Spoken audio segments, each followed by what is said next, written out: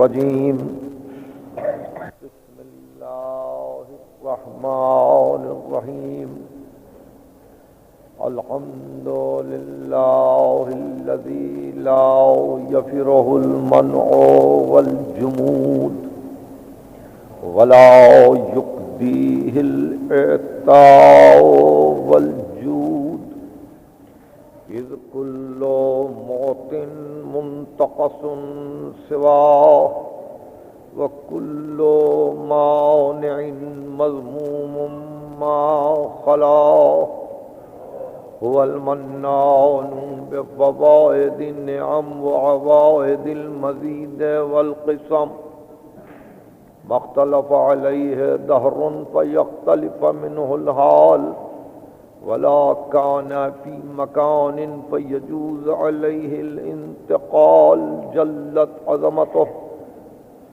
والصلاة والسلام على سيد أصل ما في الوجود سر الله في كل موجود نقطة دائرة الوجود صاحب اللواء الحمد والمقام المحمود أبي القاسم محمد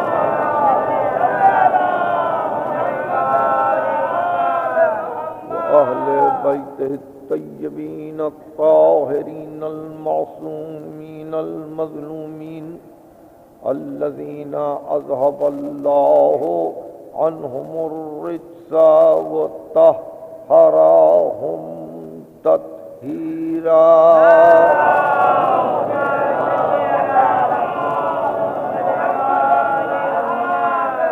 أما بعد فقد قال الله سبحانه وتعالى في محكم كتابه الحكيم وَلَقَدْ أَرْسَلْنَا مِنْ قَبْلِكَ رُسُلًا إِلَىٰ قَوْمِهِمْ فَجَاءُوهُمْ بِالْبَيِّنَاتِ فَانْتَقَمْنَا مِنَ الَّذِينَ أَجْرَمُوا وَكَانَ حَقًّا عَلَيْنَا نَصْرُ الْمُؤْمِنِينَ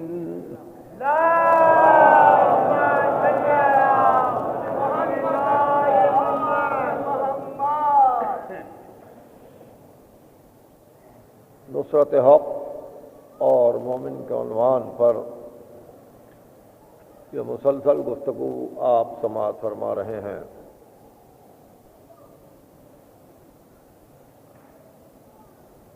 سورہ روم کی آیت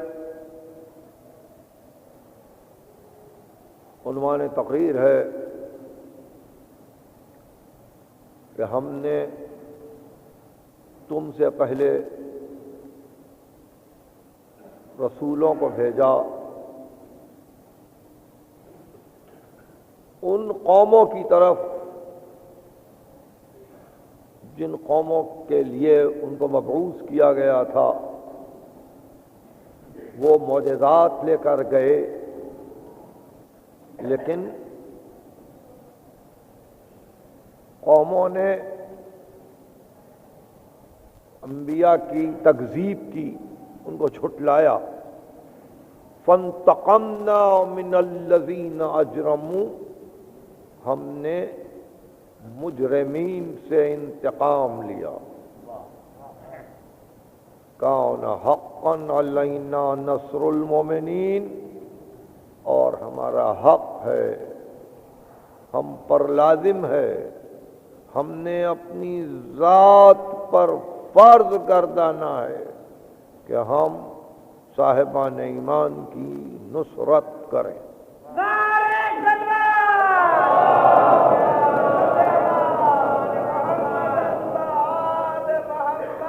اس سلسلے میں قرآن مجید کی اور مختلف آیتوں سے استدلال کیا گیا،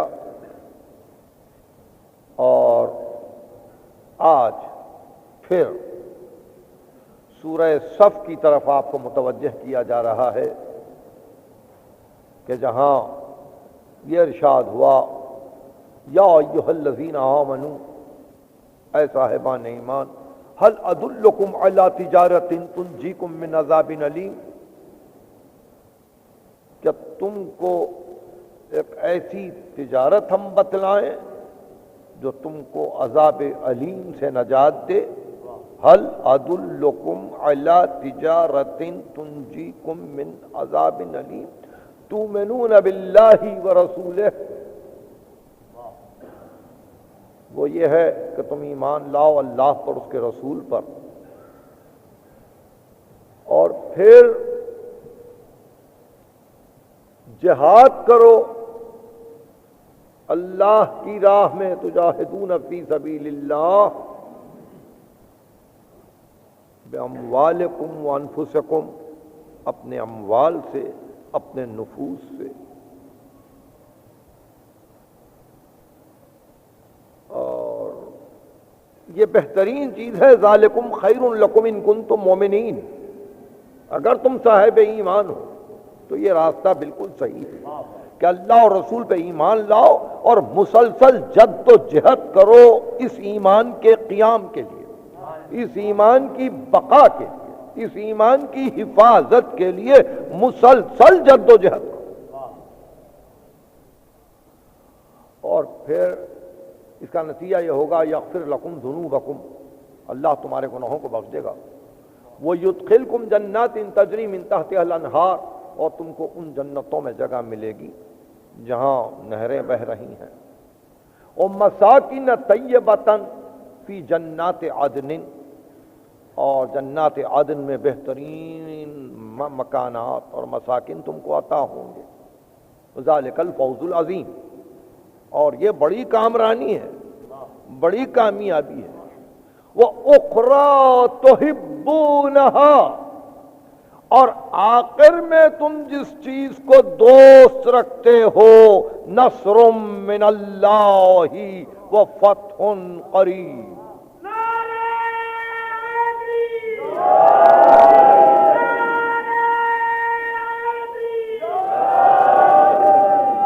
وَأُخْرَىٰ تُحِبُّونَهَا، اور آخر میں تم جس چیز کو دوست رکھتے ہو، پسند کرتے ہو، جس سے محبت رکھتے ہو، وہ مدد ہے اللہ کی اور فتح قریب ہے، نزدیک سے اعلان فتح ہے. وبشر المومنین، اور صاحبان ایمان کو خوشخبری سنا دو. تو یہ جملہ جو عموماً مسلمانوں کو یاد ہے، اور ابھی کچھ دنوں پہلے در و دیوار پر یہ لکھا گیا تھا نصر من اللہ و فتح قریب، یہ سورہ صف کی آیت ہے.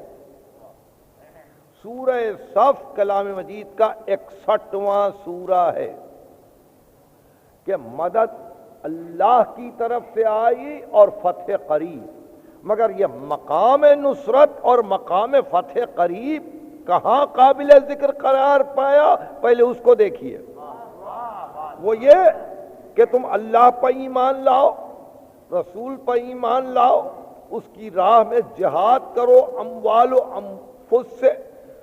تم کو خداوند علی اعلیٰ کامیاب و کامران کرے گا، گناہ بخش دیے جائیں گے، جنتوں میں تم کو جگہ ملے گی، مساکن طیبہ ملیں گے، اور اس کے بعد اخری تحبونہا، اور آخر میں جس چیز کو تم واقعی دوست رکھتے ہو وہ ہماری مدد ہے. ایمان، جہاد، دخول جنت، سب کے بعد تذکرہ ہے نصر من اللہ و فتح قریب وبشر المومنین. اللہ کی طرف سے مدد ملے گی اور فتح قریب ہے، فتح قریب ہے. تو دیکھیے میں ہے کو زیر دے رہا ہوں تاکہ آپ اس کو سمجھ سکیں. اور اس فتح قریب کے بعد بشارت ہے صاحب ایمان کے لیے. فتح قریب کے سلسلے میں پہلے ایک جملہ سن لیجئے. قرآن مجید نے کہا فتح قریب،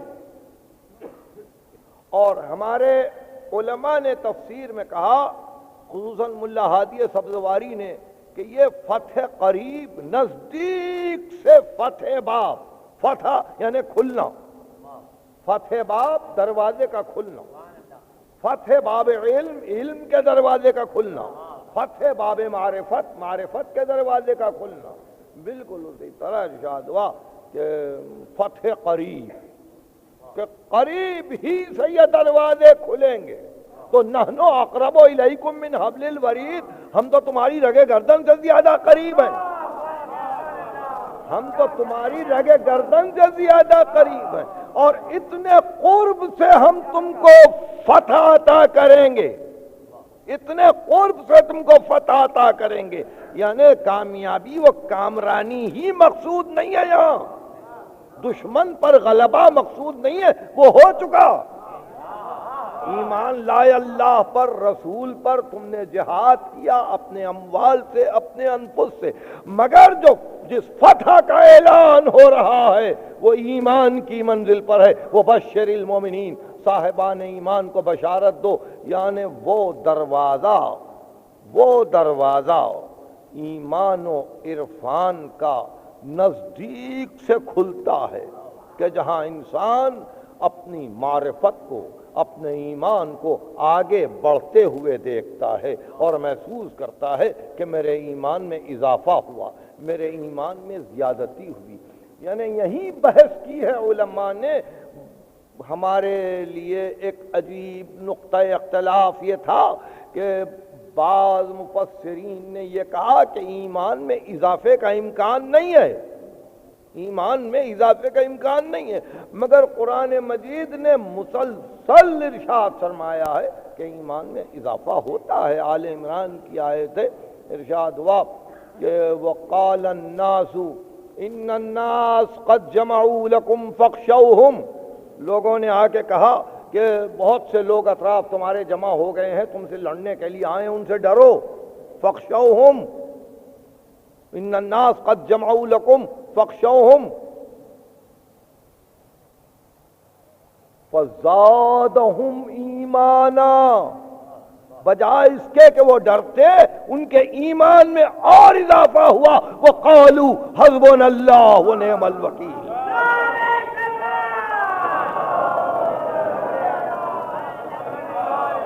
انہوں نے کہا کہ اللہ ہمارے لیے کافی ہے، وہی ہمارا وکیل ہے، وہی ہمارا سہارا ہے، بجائے اس کے کہ وہ ڈرتے، ایمان میں اور اضافہ ہو گیا۔ افواج کو دیکھ کر، فوجوں کو دیکھ کر، اور اس طرح سے مخالف کے لشکر کو دیکھ کر ان کے ایمان میں اضافہ ہو گیا۔ تو آپ نے دیکھا یہ اضافہ ایمان، یہ فتح قریب ہے، نزدیک سے دروازے کا کھلنا ہے، بہت نزدیک سے دل کے دروازوں کا کھل جانا ہے۔ دنیا اسی فکر میں ہے کہ شاید سلطنتوں پر قبضہ فتح قریب ہے۔ دنیا یہ سمجھ رہی ہے کہ دوسری حکومتوں کو لوٹ لینا فتح قریب ہے۔ دنیا یہ سمجھ رہی ہے کہ جغرافی حدود میں پھیل جانا فتح قریب ہے۔ نہیں، فتح قریب وہ ہے جہاں دل کے دروازے کھلے اور ایمان کی دولت بڑھ جائے۔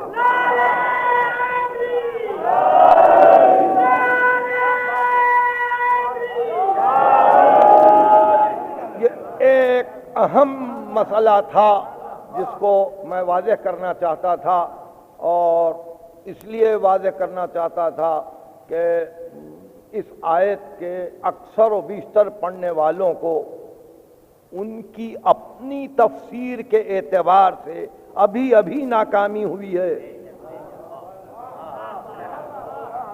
ان کی اپنی تفسیر کے اعتبار سے ابھی ناکامی ہوئی ہے، اور وہ یہ سمجھتے ہیں کہ آیت کے پڑھنے کا کچھ بھی نتیجہ نہیں نکلا، مگر ان کو یہ نہیں معلوم ہوا کہ جغرافی حدود قرآن قائم ہی نہیں کرتا، ان کو یہ نہیں معلوم کہ قرآن فتوحات ملکی پر اور فتوحات اقوام پر اعتنا نہیں کرتا۔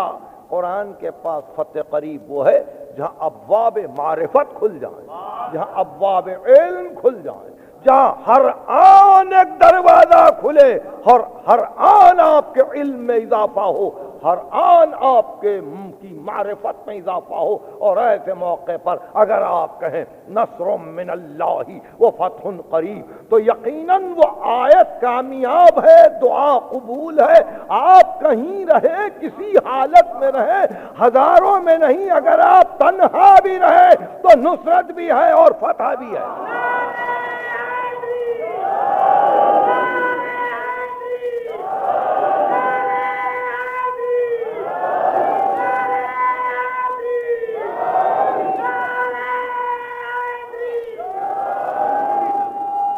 اس منزل پر پہنچ کر چند اہم باتیں آج پیش نظر ہیں، اور سب سے پہلا مسئلہ یہ ہے کہ عربی دانوں کو اس کا علم ہے، جو لوگ عربی سے واقف ہیں، عربی ادب سے، یا صرف عربی صرف سے واقف ہیں، نحو کی بھی نہیں ضرورت نہیں ہے، بلکہ صرف سے واقف ہیں، ان کو یہ معلوم ہے کہ یہ نصر ینصرو سے 8واں باب ہے انتصار، 8واں باب ہے اس کا انتصار، جہاں تھوڑے سے معنی بدلتے ہیں وہ یہ کہ اپنی مدد آپ، اپنی مدد آپ نہیں، اپنی مدافعت نہیں، اس کے علاوہ اور بھی، وہ یہ کہ بے اختیار اپنی حفاظت کے لیے، یا جس کو ہم حق سمجھتے ہیں اس کی حفاظت کے لیے سینہ سپر ہو جانا انتصار، اہم لفظ ہے اس باب میں انتصار۔ اور اسی سلسلے میں قرآن مجید کی ایک مشہور آیت ہے جہاں یہ نصرت حق اور مومن کے عنوان پر استدلال لازم ہے، وہ آیت سورہ شعراء کی آخری آیت ہے۔ سورہ شعراء کلام مجید کا 26واں سورہ ہے، 26واں سورہ ہے، اور اس سورے میں ارشاد ہوا کہ الشعراء یتبعہم الغاؤون، شعراء وہ ہیں کہ جن کی بہکے ہوئے لوگ پیروی کرتے ہیں۔ الم تر انہم فی کل واد یہیمون، کیا تو نہیں دیکھتا کہ یہ ہر وادی میں دوڑتے ہیں۔ وَإِنَّهُمْ يَقُولُونَ مَا لَا يَفْعَلُونَ، یہ وہ کہتے ہیں جو کر کے نہیں دکھاتے۔ یہ شعراء کے متعلق یہ 3 آیتیں آئیں کہ یتبعہم الغاؤون فی کل واد یہیمون وَيَقُولُونَ مَا لَا يَفْعَلُونَ، اس کے ساتھ ہی استثناء دیا اِلَّا الَّذِينَ آمَنُوا، مگر وہ لوگ جو ایمان لائے، وَعَمَلُوا الصَّالِحَاتِ، اور نیک کام کیے، وَذَكَرُوا اللَّهَ كَثِيرًا، اور اللہ کا ذکر ہمیشہ جو کرتے رہے، وَانْتَصَرُوا مِنْ بَعْدِ مَا ظُلِمُوا، اور ظلم ہو جانے کے بعد جنہوں نے اپنی نصرت آپ کی اور حق کی نصرت کی، وَانْتَصَرُوا مِنْ بَعْدِ مَا ظُلِمُوا، یہ وہ لوگ ہیں کہ جنہوں نے انتصار کیا، اس وقت کیا جبکہ وہ مظلوم تھے۔ دیکھیے جس گروہ کے متعلق یہ بتلایا، جس گروہ کے متعلق یہ بتلایا کہ یہ ان کی پیروی بہکے ہوئے لوگ کرتے ہیں، یہ ہر وادی میں دوڑتے ہیں، ان کا کوئی مدعا نہیں ہوتا، ان کا کوئی مقصد نہیں ہوتا، اور جن کے لیے یہ بھی کہا کہ وہ کہتے ہیں جس پر عمل نہیں کرتے، پھر ایک مرتبہ استثناء کے بعد ہی کہا مگر صاحب ایمان، عمل صالح کرنے والے، ذکر خدا کرنے والے، اور مظلوم کے لیے انتصار کرنے والے، مظلوم کی مدد کرنے والے، نصرت مظلوم پر آمادہ جو اپنے آپ کو پاتے ہیں وہ ہیں۔ اور اس کے بعد سورہ ختم ہوا وَسَيَعْلَمُ الَّذِينَ ظَلَمُوا أَيَّ مُنْقَلَبٍ يَنْقَلِبُونَ، اور ظالم جان لیں گے کہ ان کو ہم کس کروٹ الٹ دینے والے ہیں۔ تو شعر کے لیے قرآن مجید نے جہاں اس کے نقائص بیان کیے وہاں خوبیاں بھی بتلائیں، اور خوبیاں یہ بتلائیں کہ اس کی خوبی ایک ہی ہے۔ اگر یہ شعر کہا جائے مظلوم کی نصرت میں، اگر شعر کہا جائے مظلوم کی نصرت میں، تو قرآن اس کی تصدیق کرے گا۔ نصرت مظلوم، تو یہ نصرت کا لفظ قرآن مجید نے سورہ شعراء میں شعراء کے لیے استعمال کیا ہے کہ یہ ناصر مظلوم ہے، انتصار مظلوم ان کا کام ہے، مدافعت کرتے ہیں، حفاظت کرتے ہیں، اس واسطے کہ وہ بہت غور سے سنیے، وہ اپنے آپ کو مظلوم کی جماعت کا ایک رکن جانتے ہیں، اس لیے جب مظلوم پہ حملہ ہوتا ہے تو وہ سمجھتے ہیں کہ ان کی ذات پہ حملہ ہوا، اور جیسے وہ سمجھتے ہیں میری ذات پہ حملہ ہوا، اب وہ مدافعت کی منزل پر آتے ہیں، اس لیے اس کو انتصار کہتے ہیں۔ انتصار اس لیے کہتے ہیں کہ انہوں نے اپنی آپ حفاظت کی، سیلف پریزرویشن، یہ انگریزی کا ترجمہ ہے انتصار کا، کہ اپنے آپ کو بچانا، اپنی حفاظت کرنا، سیلف ڈیفینس، اپنے آپ کو محفوظ کرنا، اپنی حفاظت کرنا۔ تو یہ شعراء کے لیے قرآن مجید نے مخصوص کیا ہے اس لفظ کو، انتصار مظلوم۔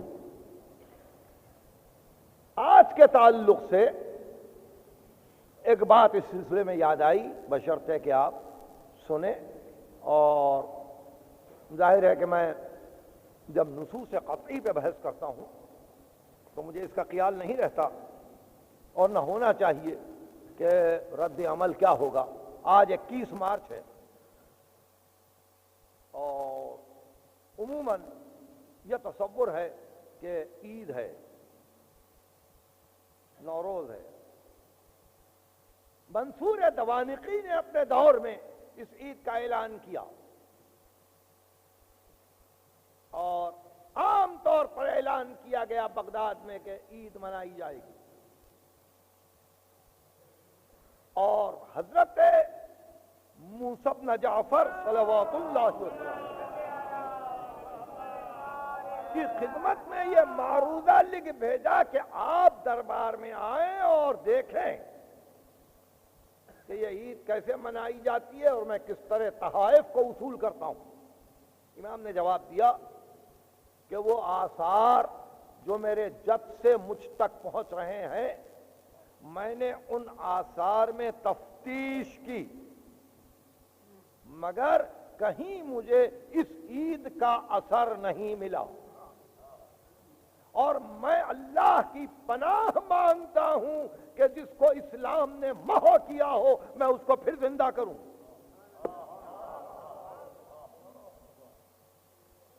یہ آپ کے 7ویں امام منصور نے کہا کہ آپ اثر رسول کو پائیں یا نہ پائیں، دربار میں آنا پڑے گا۔ امام نے کہا کہ جبر کا علاج نہیں ہے، میں آؤں گا، اور ایک جگہ بیٹھ گئے۔ جس جگہ امام تشریف فرما تھے وہاں منصور نے اپنے خدام خاص کو کھڑا کر دیا کہ جتنے تحفے آئیں، جتنے تحائف آئیں، جتنے ہدایہ آئیں، وہ امام کے قریب جمع کیے جائیں۔ چنانچہ صبح سے لے کے شام تک افواج نے، اراکین سلطنت نے، وزراء نے، عمراء نے، رؤساء نے، سب نے تحفے پیش کیے، اور ایسا معلوم ہوتا تھا کہ ایک انبار لگا ہوا ہے طائف، ایک انبار لگا، اور جیسے جیسے یہ تحفے پیش ہوتے جا رہے تھے دربار کی صفوں کو کاٹتا ہوا ایک مسکین شخص ان تحفوں کی طرف بڑھتا جا رہا تھا۔ امام کی نظر پڑی، اسے سلام کر کے کہا کہ میں تو اس قابل نہیں ہوں کہ میں بادشاہ کو کچھ دے سکوں، مگر میں آپ کے لیے کچھ لایا ہوں، میں آپ کے لیے کچھ لایا ہوں۔ آپ نے جا تمہیں کیا ہے کہا؟ 3 شعر، 3 شعر، اور اس کا تیسرا شعر یہ تھا حسین ابن علی کی شان میں کہ اللہ تقزقزت السہام وآقہا من جسم کل اجلال والاجبار والاکبار۔ فرزند رسول، آپ کے جسم پر جو تیر پیوست ہو رہے تھے، وہ پیوست ہونے والے تیر آپ کے جسم سے آپ کی جلالت و کبریائی کو نہ چھین سکے۔ وہ تیر آپ کے جسم پر جو پیوست ہو رہے تھے، جسم کل اجلال والاکبار، آپ کے جسم سے آپ کی جلالت و کبریائی کو نہ چھین سکے۔ شعر سن کے کہا رک جا، وہیں رک جا۔ دربار ختم ہوا، حاجب سے پوچھا کہ منصور سے کہنا کہ یہ کیا کرو گے یہ تحفے؟ منصور نے کہا دے دو موسیٰ بن جعفر کو۔ موسیٰ بن جعفر نے مڑ کے کہا شاعر تو لے لے۔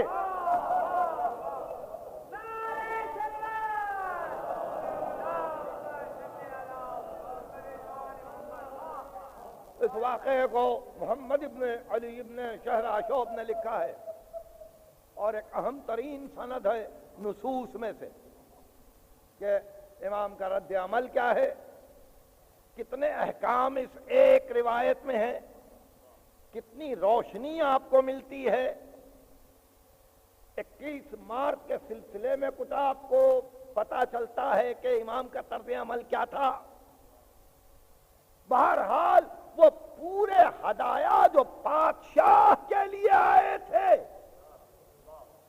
بادشاہ کے لیے آئے تھے، آپ نے اس شاعر کو دیے جس نے آپ کے جد کی شان میں 3 شعر پڑھے تھے۔ جب منصور کو پتا چلا تو بے اختیار اس کی زبان سے یہ جملہ نکلا کہ آل محمد اپنے وقار کو ہر حال میں باقی رکھنا چاہتے ہیں۔ وہ وقار کی طرف گیا، وہ وقار کی طرف گیا۔ فرزند رسول قرآن کی طرف جا رہے تھے کہ یہ انتصار مظلوم ہے،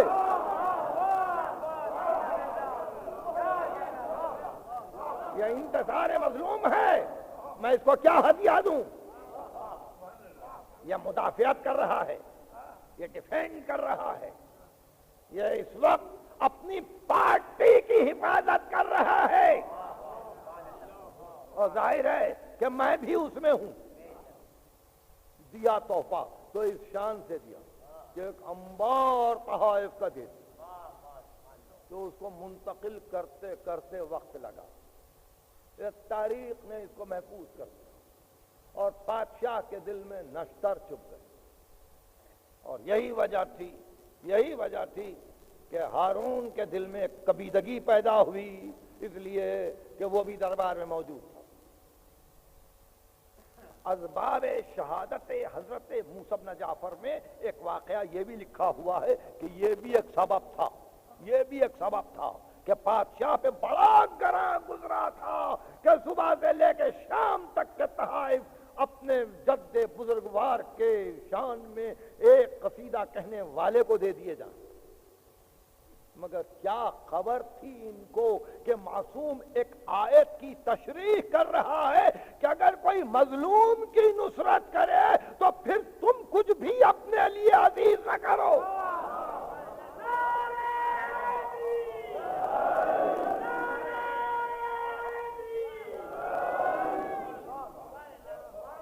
معصوم تو قرآن مجید کی آیت کی تفسیر کر رہا تھا. وَانْتَصَرُوا مِنْ بَعْدِ مَا ظُلِمُوا، اور انتصار کیا ظلم ہو جانے کے بعد، مظلوم کی طرف سے انتصار ہوا. عجیب منزل ہے. اور اسی طرح سے بارگاہ حضرت سید سجاد میں آپ تشریف فرما ہے، اور الحمدللہ بڑی دور دور سے جمع ہو رہے ہیں. کام کی باتیں کچھ بھی یاد رہ جائیں تو مدعائے دل حاصل ہوگا. میری مسلسل کوشش یہ رہتی ہے کہ ہر تقریر سے آپ کچھ نہ کچھ لے کر اٹھیں، اور گزشتہ تقریر میں اور آنے والی تقریر میں صرف یہ فرق ہو کہ ہم میں آج اور اتنا اضافہ ہوا، ہم نے اور آج اتنی زیادتی اپنے علم میں پائی. اگر ذرہ برابر بھی اضافہ ہو گیا تو فہو المراد، میں مدعا کو پا گیا. آپ کو معلوم ہے یہ واقعہ آپ نے سنا ہے، مگر اس واقعے کی تفصیل آج دے رہا ہوں. وہ یہ کہ عبد الملک کا بیٹا ہشام دور ولی عہدی میں حج کے لیے آیا، دور ولی عہدی میں حج کے لیے آیا، اور کوشش کی اس نے کہ خانہ کعبہ کا طواف ہو. طواف تو مشکل سے ہوا مگر وہ حجر اسود تک نہ پہنچ سکا، یہ آپ سب کو معلوم ہے، مگر میں کچھ تفصیل دے رہا ہوں. حجر اسود تک نہ پہنچ سکا. اس کے بعد اس نے انتہائی پریشانی کے عالم میں کہا مجھے مجمع سے باہر نکالو. اس کے لیے ایک ممبر رکھ دیا گیا، وہ ممبر پر چڑھ گیا تاکہ مجمع کو دیکھے. وہ اس بلندی پہ دیکھ رہا ہے کہ ایک بزرگ آئے، اور جیسے ہی آئے تو دیکھا کہ مجمع اس طرح سے پھٹا جیسے پانی کی موجیں پھٹتی ہیں، اور وہ ان موجوں کے درمیان سے ہوتا ہوا طواف سے فارغ ہو کے جب حجر اسود کے قریب پہنچا تو سارا مجمع ہٹ گیا اور اس نے بوسا دیا.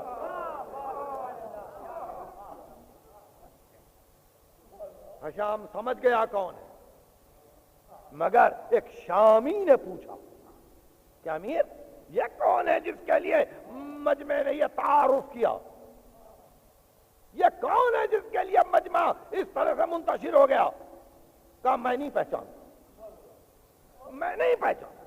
تو اب اس کے بعد جو چیزیں یاد رکھیں، یہاں ایک شخص کھڑا ہوا تھا، اس کا نام ہے حمام، اس کے باپ کا نام ہے غالب، اس کے دادا کا نام ہے صعصع، قبیلہ ہے مجاشعی، اور اس کا لقب ہے فرزدق. حمام ابن غالب ابن صعصع مجاشعی، اس کا لقب ہے فرزدق، اور اس کی کنیت ہے ابو فراس. اس نے مڑ کے کہا امیر تو نہیں پہچانتا، تو نہیں پہچانتا اس کو؟ اب دیکھیے انتصار مظلوم، انتصار مظلوم. اس نے ایک مرتبہ پکار کے کہا ھذا الذی تعرف البطحاء بطاطہ والبیت تعرفہ والہل والحرم. ارے یہ تو وہ ہے جس کو مکہ جانتا ہے، جس کو ہل جانتا ہے، جس کو حرم جانتا ہے، جس کو منا و صفا و مروہ و زمزم پہچانتے ہیں. ھذا ابن خیر عباد اللہ کلہم، یہ اس کا بیٹا ہے جو اللہ کے سارے بندوں میں بہتر ہے، اس کا بیٹا ہے. ھذا تقی نقی طاہر العلم، یا تقی ہے یا نقی ہے یا طاہر ہے، یہ ہمارا سردار ہے.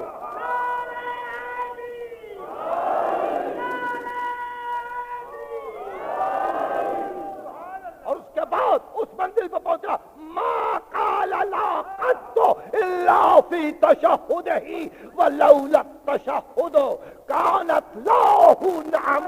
کبھی اس کی زبان سے لا نہیں نکلا سوا تشہد کے، اور اگر تشہد نہ ہوتا تو وہ لا بھی نعم ہو جاتا. وہ اللہ بھی نام ہو جاتا. اس طرح سے ارتجالن فی البدی، بے اختیار حشام کے سامنے اس نے 40 شعر پڑھے. 40 شعر پڑھے. علامہ محمد تقی مجلسی، ملا باقر مجلسی کے والد تحریر فرماتے ہیں کہ اس قصیدے کو جب ملا عبد الرحمن جامی نے دیکھا تو وہ حیران ہو گئے. اور اس کے بعد انہوں نے فارسی میں اس کا ترجمہ کیا اپنی مشہور مثنوی سلسلۃ الذہب میں اس قصیدے. اور اس میں لکھا کہ کیوں نہ عزت بڑھے فرزدق کی کہ جس نے حق کے لیے حق کا اعلان مناسب جانا اور جو کچھ کہا وہ حق کہا. یہ ہے حق کی نصرت، حق کی مدد. سلسلۃ الذہب ملا عبد الرحمن جامی، فارسی مثنوی، اور یہ ترجمہ ہے فرزدق کے قصیدے. حشام نے فوری حکم دیا کہ اس کو حبس کیا جائے، قید کیا جائے.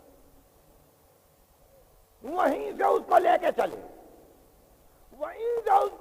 چلے، وہ چلا اور پیچھے پیچھے میرے امام کا خادم چلا. وہ قید میں پہنچا، کسی صورت خادم بھی اندر آیا کہ امام نے کہا ہے فرزدق گھبرانا نہیں، یہ 12,000 درہم ہے. فرزدق گھبرانا نہیں، یہ 12,000 درہم. فرزدق نے کہا کہ میں نے خادم سے عرض کیا میری طرف سے عرض کیجئے کہ میرے ماں باپ آپ پہ صدقے ہو جائیں.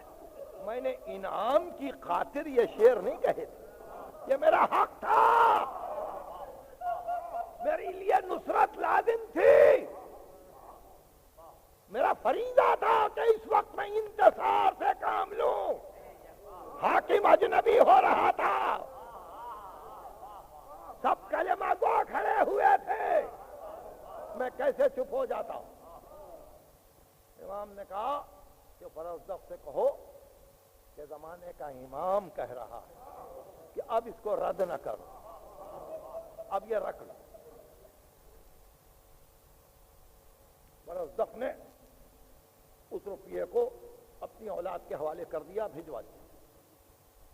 اب جو امر قابل غور ہے دیکھیے، اس کے بعد ایک معروضہ لکھا کہ فرزند رسول میں کب تک حبس میں رہوں. ارشاد فرمایا تو نے کبھی اپنی خلاصی کو اور رہائی کو طلب نہیں کیا، ورنہ آج ہی ہم اپنے معبود سے عرض کرتے ہیں اور تیری رہائی کا انتظام ہو جائے گا. بے اختیار میرا امام سجدے میں گیا اور آپ نے جا کے صرف اتنا کہا کہ پروردگار تو میرے دل کی تمنا کو بہتر جانتا ہے، اس قیدی کو رہا کر دے. حکم آیا حاکم کا کہ فرزدق کو چھوڑ دو، مگر یہ کہ اس کے اموال کو لے لیا جائے، اس کے مال و متاع کو لے لیا جائے، اور جو اس کو دیوان سے سالانہ عطایا ملتے ہیں بند کر دیے جائیں. حق سے رہا ہو کر امام کی خدمت میں سلام کے لیے آیا. امام نے مسکرا کے کہا کیوں فرزدق اب تم اچھے ہو؟ کیا مولا آپ کا کرم ہے، آپ کا کرم، آپ کا احسان. اچھا ہوں. مجھے فرزدق بچے کیسے ہیں، گھر کے لوگ کیسے ہیں؟ کہا فرزدق سب خیریت سے. کہا فرزدق ہم کو علم ہوا کہ دیوان عطایا سے تمہارا نام نکال دیا گیا. سر کو جھکا لیا، یعنی اب کہتے ہوئے حجاب آیا. سر کو جھکا لیا. کہا ہاں ہم کو معلوم ہوا فرزدق کہ تمہارا نام ہٹا دیا گیا ہے دیوان عطا سے. فرزدق یہ سالانہ تم کو کیا مدد ملتی تھی؟ دیوان عطایا سے کیا مدد ملتی تھی اور کیا یہ مدد تھی؟ یہ تاریخ کا عجیب و غریب واقعہ خادم کو آواز دی اور کہا 40 سال کی رقم اس کو دے دے. 40 سال کی رقم اور یہ کہہ کے اس کے ہاتھ میں دیا فرزدق اگر تو 40 سال سے زیادہ زندہ رہنے والا ہوتا تو میں اور دیتا.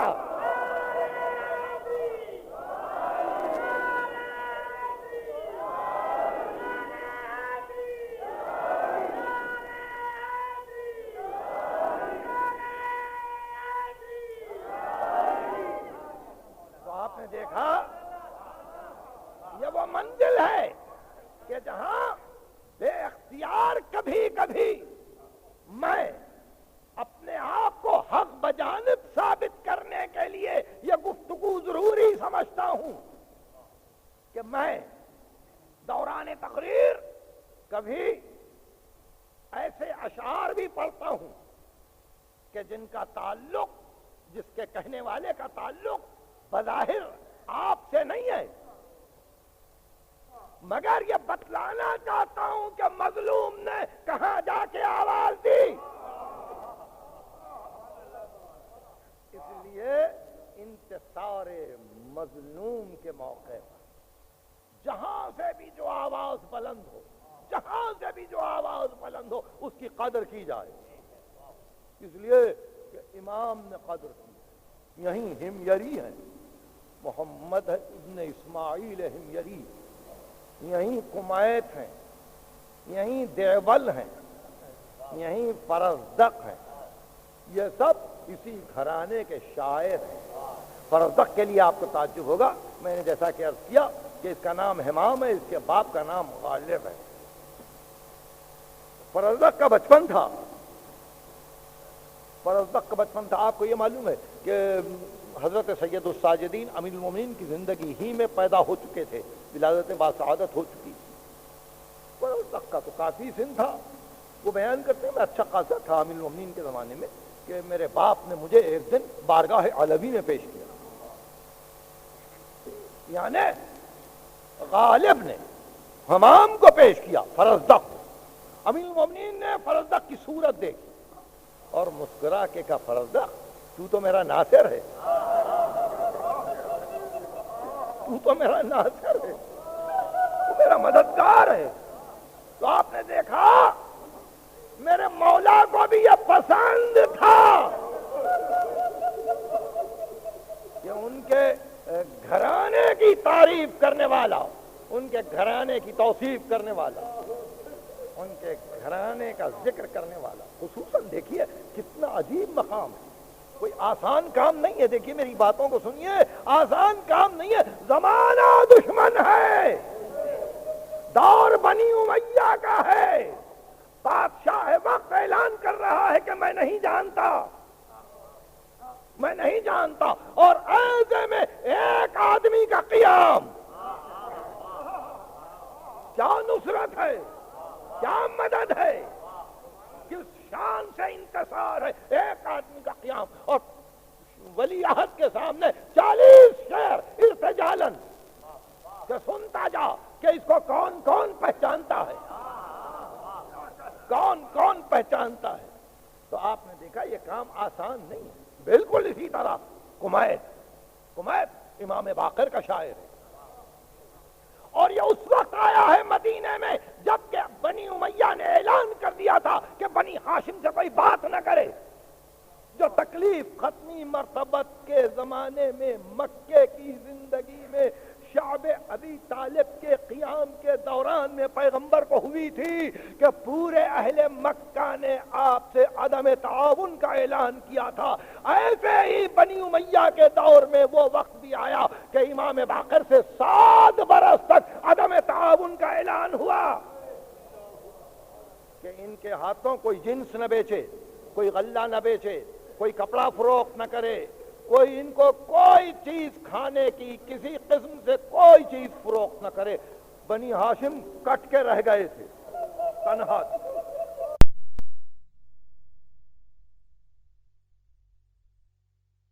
ہم تک کمائت پھرتے رہے، قصیدہ پڑھتے رہے۔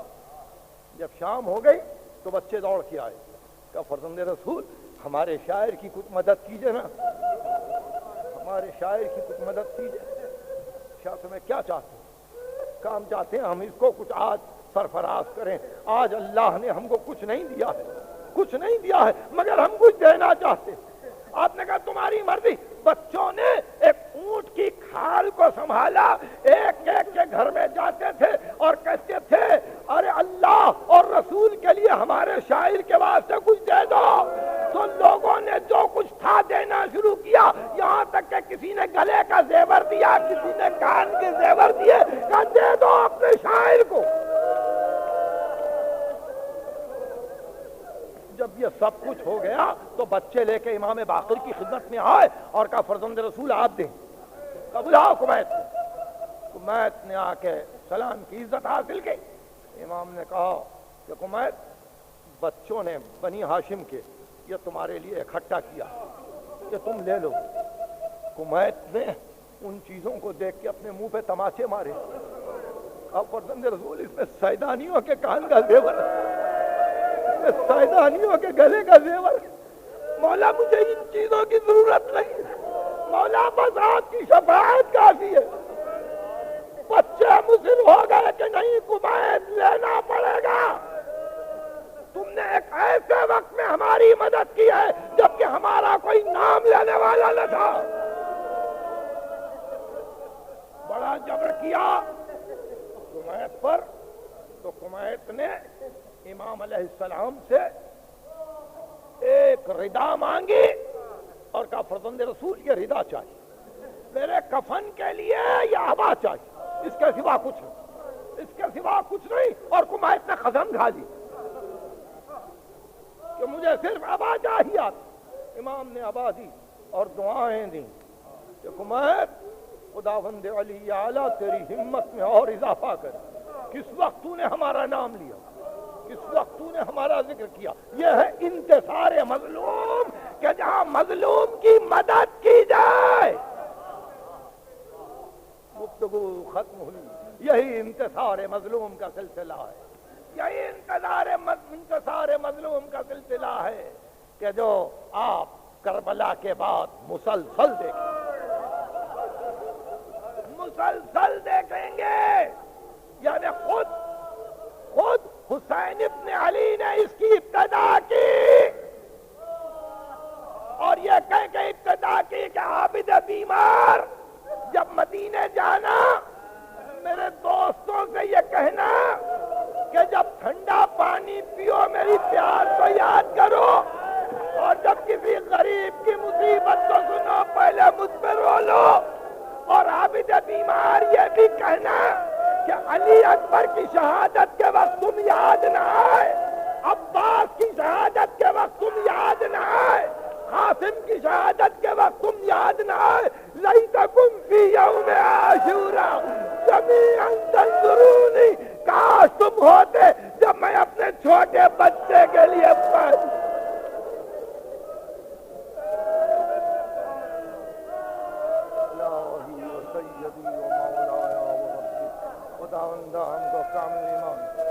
ہمارے حوائج دین دنیاوی واللہ ملت کو متحد کر، مملکت کو مستحکم